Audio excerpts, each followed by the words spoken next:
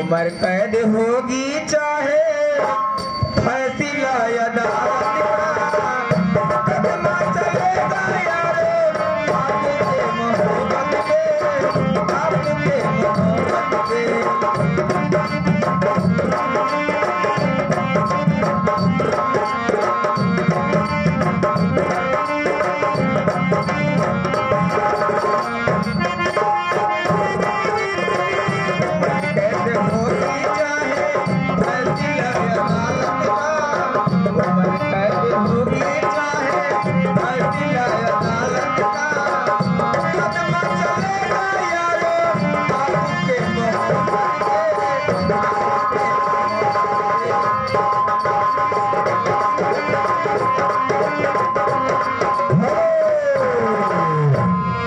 हमारे प्रमोद यादव ग्राम बलाहसन निवासी, उनके तरफ से 91 का पुरस्कार। हम हमारी पार्टी लागला उठाना जो दो साहब उनके गाने का फरमाइश है हिंदी।